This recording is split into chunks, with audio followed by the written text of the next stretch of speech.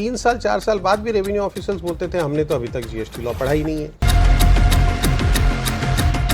जब GST laws किसी को पता भी नहीं था, हमारे वेस्ट बंगाल से ये रिप्रेजेंट कर रहे थे गवर्नमेंट में to frame the GST laws. जहाँ पर भी जीएसटी की बात आती है, एक ही नाम आता है, CA Arun Agrawal. VAT law actually 2003 में प्रपोज्ड हुआ, फिर फाइनली वो पास हुआ, इनैक्ट हुआ 2005 में। 2012 में सर्विस टैक्स में नेगेटिव लिस्ट आ गया। 2017 में finally central excise, VAT, service tax सबको रिप्लेस करके जीएसटी आया। तो 3 साल 4 साल बाद भी रेवेन्यू ऑफिसर्स बोलते थे हमने तो अभी तक जीएसटी लॉ पढ़ा ही नहीं है। Being a chartered accountant, I would say कि चार्टर्ड अकाउंटेंट्स के ऊपर बहुत बड़ी रिस्पॉन्सिबिलिटी थी। हमारे prime minister is on record saying कि chartered accountants are partners in nation building. Institute of chartered accountants of India की हमारी committee, GST and ITT committee, I happen to be a co-opted member there. Central board of indirect taxes and customs, उनके लिए भी हम लोग manuals तैयार करके दिए हैं। नोटबंदी के टाइम में बहुत सारे सीएस को बहुत डीलर्न रीलर्न भी करना पड़ा। ये वाली पीरियड को कैसे सीए कम्युनिटी ने झेला है? अगर आप आज जीएसटी बोर्ड में होते और कोई एक लॉ या एक सेक्शन मैंने आपके अंडर में होता कि आप चेंज कर सकते हैं, what would you have love to change? GST में इनपुट टैक्स क्रेडिट के लिए गवर्नमेंट ने एक मेरे हिसाब से बहुत बड़ा ब्लंडर किया है। जय हिंद, वंदे मातरम। आज फिर हम मौजूद हैं अपने पावर ब्रांड के साथ में, और आज हमारे साथ हैं एक बहुत ही रेवर्ड सीए अरुण अग्रवाल जी। जब जीएसटी लॉज किसी को पता भी नहीं था, हमारे वेस्ट बंगाल से ये रिप्रेजेंट कर रहे थे गवर्नमेंट में to frame the GST laws. चाहे वो मर्चेंट चेंबर ऑफ कॉमर्स हो, चाहे वो एसीआई हो, चाहे सीए आईसीआई की ईस्टर्न जोन की कमेटी हो, जहाँ पर भी जीएसटी की बात आती है, एक ही नाम आता है, सीए अरुण अग्रवाल। सिर्फ वेस्ट बंगाल में ही नहीं, पूरे पैन इंडिया इनकी प्रैक्टिस है। के जैन एंड एसोसिएट्स के पार्टनर हैं और आज हमारे साथ हमारे स्टूडियो में मौजूद हैं।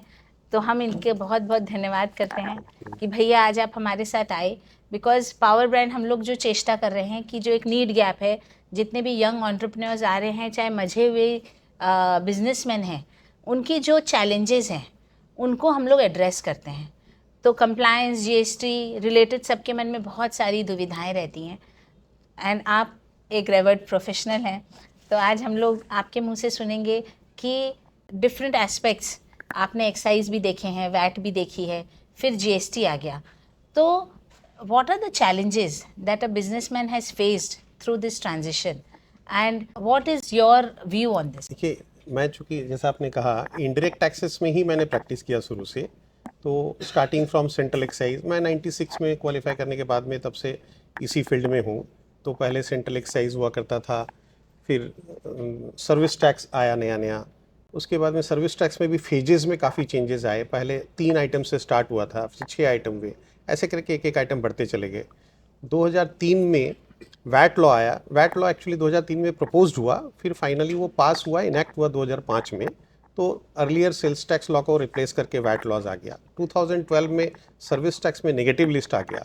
2017 में finally central excise, VAT, service tax सबको रिप्लेस करके जीएसटी आया। तो ट्रांजिशंस काफ़ी हुए हैं इंडायरेक्ट टैक्सेस में, और अभी जीएसटी 2 की बात हो रही है। तो ये जो ट्रांजिशंस हुए, इसमें बिजनेसेस को चैलेंजेस तो काफ़ी फेस करने पड़े, no doubt about it. Challenges क्यों फेस करने पड़े? क्योंकि एवरी टाइम क्या होता है, जब पहले सेल्स टैक्स से जब वैट सिस्टम आया, sales tax was a single point tax system, VAT में मल्टीपल पॉइंट टैक्स सिस्टम था विथ इनपुट टैक्स क्रेडिट। तो पूरा लॉ का बेसिक प्रोविजन, उसका टैक्सेबिलिटी, उसका इनपुट टैक्स क्रेडिट का चेन, उसका कंप्लायंस, उसके documentation, accounting, billing process, even movement documentation, ये सारे प्रोसेसेस चेंज हो गए। तो किसी बिजनेसमैन को तुरंत वो पता नहीं होता है कि भी क्या आने वाला है। आने के पहले नॉर्मली हमारा माइंडसेट नहीं है कि पहले से उसको समझ लें, ताकि जिस दिन आए उसके पहले हम प्रिपेयर्ड हो जाएं। और हमारा तो ये एक्सपीरियंस रहा है 2017 में जब जीएसटी आया, 2020 में भी हमने जब रेवेन्यू ऑफिशियल्स के काफ़ी ट्रेनिंग हमने की है अपने लास्ट 25-30 साल में। तो 3 साल 4 साल बाद भी रेवेन्यू ऑफिसर्स बोलते थे हमने तो अभी तक जीएसटी लॉ पढ़ा ही नहीं है, जीएसटी लॉ का बेसिक प्रोविजन क्या है वही हमको नहीं पता। तो जी ऑफिसर्स का ये पोजीशन रहता है हमेशा, और प्रोफेशनल्स के लिए ही अल्टीमेटली ये सारी रिस्पॉन्सिबिलिटी प्रोफेशनल्स के ऊपर होती है। उसमें भी more so I would say, being a chartered accountant, I would say कि चार्टर्ड अकाउंटेंट्स के ऊपर बहुत बड़ी रिस्पॉन्सिबिलिटी थी। तो हम लोगों ने हमेशा ही, हमारे लिए ये चैलेंज भी था और एक रिस्पॉन्सिबिलिटी भी था कि क्या प्रिपरेशंस करना चाहिए। तो जैसे मान लीजिए जीएसटी लॉ जब नया प्रपोज हुआ 2015 में, उसके पेपर्स आने शुरू हो गए, तो क्या बेसिक फ्रेमवर्क होगा जीएसटी लॉ का। तो वो फ्रेमवर्क का पहले जो सेंट्रल एक्साइज था या वैट था या सर्विस टैक्स था, उससे कहाँ कहाँ चेंजेस हो रहा है, अकॉर्डिंगली बिजनेसेस को कैसे प्रिपेयर करना है। उसके लिए कॉन्ट्रैक्ट सबसे basic first point of foremost point है कि कॉन्ट्रैक्ट्स के एग्रीमेंट्स, उसके क्लॉजेस कैसे चेंज होंगे, क्या चेंज होंगे। आपको ऐसा लगता है कि सीए प्रोफेशनल्स जो हैं उनका एक बहुत बड़ा रोल है जीएसटी के बदलाव में and yes hand holding absolutely, में? चार्टर्ड अकाउंटेंट्स का रोल बहुत सिग्निफिकेंट रहा है। मैं आपको बताता हूँ, मैं बोल सकता हूँ ये अपने एक्सपीरियंस से कि चार्टर्ड अकाउंटेंट्स ने ही जीएसटी रोल आउट को सक्सेसफुल किया कंट्री क्या में। बात है। इनफैक्ट हमारे prime minister is on record saying कि chartered accountants are partners in nation building because they have played this role. हम लोगों ने उसके पूरे मैनुअल्स तैयार किए हैं। Institute of chartered accountants of India की हमारी committee, GST and ITT committee, I happen to be a co-opted member there. हम लोगों ने ऐसे रिसोर्स पर्सन, हम लोगों ने काफ़ी लोगों ने मिलकर, बड़ी टीम ने मिलकर काम किया है। Board, central board of indirect taxes and customs, उनके लिए भी हम लोग मैनुअल्स तैयार करके दिए हैं, जो ऑल ओवर इंडिया के रेवेन्यू ऑफिसर्स के पास में गए हैं। उन लोगों ने उसको फॉलो किया है। हम लोगों ने उनको काफ़ी हेल्प किया है कि कैसे इसमें इसको ईजी बनाया जाए, कैसे यूज़र फ्रेंडली बनाया जाए। और बिजनेसेस को तैयार किए हैं कि कैसे डॉक्यूमेंटेशन चेंज होंगे, कॉन्ट्रैक्ट्स कैसे चेंज होंगे, उसके रिवैल्यूएशन कैसे होंगे, उसके अकाउंटिंग कैसे होगा, उसका क्या रिटर्न फाइल करना है, उसके लिए क्या डेटा चाहिए, क्या रिपोर्ट्स तैयार करना है। इस सारे चीज़ों में हम लोगों को तो फ्रेंड्स, गाइडेंस आज करना हमारे सामने एक बहुत ही सक्सेसफुल प्रोफेशनल बैठे हैं, लेकिन भैया क्या है, कई बार होता है कि लोग सक्सेस चाहते हैं but they don't see the challenges, they don't see the hardships behind. तो ये भी बहुत इम्पॉर्टेंट है लीडरशिप लेसन्स में कि अगर आपको हिमालय की पीक पे पहुंचना है तो what are the challenges you face and how you have to overcome it. तो आपकी लाइफ में द प्रोफेशनल जर्नी स्पेशली एक या दो चैलेंजेस जिनको आपने बहुत फेस किया और बहुत उस समय लगा कि कैसे आगे बढ़ें और कैसे फेस किए, because here we are looking at the tools. देखिए, ये तो आपने एक ऐसा मुद्दा छेड़ा है। मैं born and brought up in Bengal ही हूँ, पुरुलिया डिस्ट्रिक्ट से मैं आता हूँ। क्लास 10 पास करके 1985 में यहाँ आया था और उसके बाद में यहाँ कॉलेज किया, सीए किया। पहले इनफैक्ट मैं साइंस बैकग्राउंड से था, बीएससी किया, उसके बाद चेंज करके सीए में आया।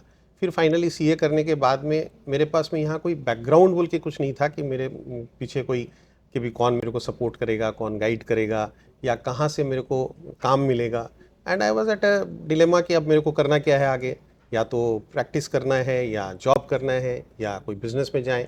बिज़नेस के लिए कैपिटल नहीं है, जॉब करना हो तो इजी है, बट प्रैक्टिस अगर करना हो तो कोई बैकग्राउंड नहीं है, क्लाइंट्स कहाँ से आएंगे, ऐसा एक स्थिति था। उस समय मैं एक प्रोफेशनल फर्म में, उस समय एक रिपूटेड फर्म में मैं गया था जॉब करने के लिए। फॉर सम रीज़न और दी अदर वहाँ पे शायद मुझे कंसिडर नहीं किया गया एज ए फिट कैंडिडेट। तो उसके बाद में देन आई डिसाइडेड कि नहीं, मेरे को करना तो प्रैक्टिस ही है। क्या बात है, मतलब वो rejection was your Yes. Actually step to success. ये जो बोलते हैं ना, एडवर्सिटी क्रिएट्स अपॉर्चुनिटी, Yes. मुझे मेरे लाइफ में उस समय वो एक पॉइंट आया एंड आई डिसाइडेड कि नहीं, मुझे अब करना तो प्रैक्टिस ही है। तो मैंने सोचा कि ठीक है, अपने से स्टार्ट करें। और प्रैक्टिस का शुरुआत जो होता है, इनफैक्ट किसी भी यंगस्टर्स के लिए भी मैं ये बोलता हूँ हमेशा कि प्रैक्टिस के शुरुआत में आपको थोड़ा दौड़ना होता है, इधर उधर घूमना होता है। सीनियर लॉयर्स के पीछे काफ़ी मैंने दौड़ा हूँ, काफ़ी डिपार्टमेंट वगैरह में दौड़ा हूँ, एक एक चीज़ को समझने के लिए। इवन बुक्स, आज हमारे यहाँ क्या होता है कि टैक्सेशन के जो बुक्स होते हैं, जो एक्ट्स होते हैं, वो एक्ट को पढ़ना नहीं आता लोगों को। मैंने तो इतने, अब मेरे अंडर में मान लीजिए 100 200 300 चार्टर्ड अकाउंटेंट्स तो मेरे अंडर से आर्टिकलशिप करके निकले हैं। तो मैंने देखा है जो रैंक लेके भी आए हैं, लेकिन उनको बोला कि एक्ट क्या है तो उसको पता ही नहीं है कि एक्ट क्या होता है। वो इस तरह से पढ़ाई करते हैं। तो इनके साथ तो हम लोग अगर बात करने बैठेंगे तो हम लोग को लगता है सीरीज निकालनी पड़ेगी कि एक्ट कैसे पढ़ना है, reading in between the lines, GST practice को सक्सेसफुल कैसे बनाना है। आज हम लोग भैया से एक बहुत ही अलग टाइप का प्रश्न पूछते हैं और जानेंगे कि आपने नोटबंदी भी देखी है और उस समय सीएज को बोला जाता था कि ये लोग तो जमा खर्ची ही करते हैं, स्पेशली कैलकाटा के सीएज। तो आपका इसमें जो स्पेशली नोटबंदी के टाइम में बहुत सारे सीएज को बहुत डीलर्न रीलर्न भी करना पड़ा अपने, तो ये वाली पीरियड को कैसे सीए कम्युनिटी ने झेला है? प्रज्ञा जी, ये जो सवाल है आपका, ये मेरे ख्याल से ज़्यादा अटेस्टेशन और इनकम टैक्स ओरिएंटेड है। मैं कभी भी अटेस्टेशन में गया नहीं एज ए चार्टर्ड अकाउंटेंट, ना ही मैंने इनकम टैक्स की प्रैक्टिस की। यू हैव तो बीन मैं famous more as an ethical practice for GST. तो कभी कभी ये एथिकल प्रैक्टिस में आपको पीछे धकेला है, कुछ ऐसी अपॉर्चुनिटीज जो आपने एथिक्स के कारण छोड़ी हैं? नहीं, देखिए अपॉर्चुनिटीज़ का तो बहुत वाइड डेफिनेशन, बहुत सब्जेक्टिव टर्म है ये अपॉर्चुनिटीज़। मेरे को तो नहीं लगता है कि ऐसा कोई मेरे को इसने कोई कभी पीछे धकेला है। And thank you for saying that कि भी एथिकल प्रैक्टिसेस मैंने हमेशा एथिकल प्रैक्टिस ही फॉलो किया है। तो ये कोई रीज़न नहीं है, कभी भी मुझे लगता ही नहीं कि मेरे को किसी ने कभी स्टॉप किया है। ठीक है, अपने हर एक फील्ड में, जैसा कि मैं पहले बता रहा था कि काफ़ी स्ट्रगल था मेरी लाइफ में। तो स्ट्रगल का जो एक अपना पीरियड होता है, जेस्टेशन पीरियड होता है, वो मैंने झेला है। But ultimately that is what has paid me. आज मैं ये बोल सकता हूँ दावे के साथ कि मैं जितने भी कॉर्पोरेट हाउसेस के लिए काम करता हूँ, आज ईस्टर्न इंडिया में काफ़ी हाउसेस के साथ मैं काम करता हूँ, जिसके साथ भी मैं जुड़ा, चाहे 20 साल पहले हो, किसी के साथ 15 साल पहले हो, किसी के साथ 25 साल पहले हो, वो उनके साथ आज भी मैं जुड़ा हुआ हूँ। क्या बात एंड है दे ये लुक तो। At me as a more as a family doctor, so this is like a relationship, you have family nurtured the consultant के रिलेशनशिप। हिसाब से वो देखते हैं। अगर आप आज जीएसटी बोर्ड में होते और कोई एक लॉ या एक सेक्शन मैंने आपके अंडर में होता कि आप चेंज कर सकते हैं, what would you have love to change? GST में इनपुट टैक्स क्रेडिट के लिए गवर्नमेंट ने एक मेरे हिसाब से बहुत बड़ा ब्लंडर किया है। बोला है कि भाई टैक्स पेयर जो सप्लायर है वो अगर टैक्स पेमेंट नहीं किया है तो आपने जो माल खरीदा है उससे उसका इनपुट क्रेडिट आपको नहीं मिलेगा। Courts of laws time and again बोल रहे हैं कि ये ऐसा नहीं हो सकता है। You are asking me to do something which is impossible. मैं टैक्स पेयर हूँ, मैंने किसी से सर्विस लिया है, किसी से गुड्स लिया है, उसने अपने बिल में टैक्स चार्ज किया है, मेरे को उसका इनपुट मिलना चाहिए। अब उसने पेमेंट किया या नहीं किया, कब किया, उसका रजिस्ट्रेशन कब कैंसिल हो गया, किस कारण से कैंसिल हो गया, उसके वजह से आप मेरा इनपुट टैक्स क्रेडिट कैसे डिनाई कर सकते हो? तो कोर्ट्स आर सेइंग कि आप नहीं कर सकते, बट लॉ में अभी भी वो सब्सिस्ट करता है।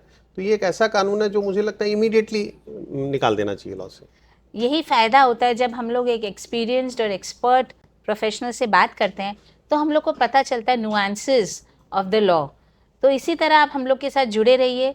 अगर आप लोग को अपने कोई सब्जेक्ट में मास्टरी चाहिए तो आप हम लोग के कमेंट बॉक्स में ज़रूर लिखिए और हम लोग वो सब्जेक्ट मैटर एक्सपर्ट आपके लिए लेके आएंगे।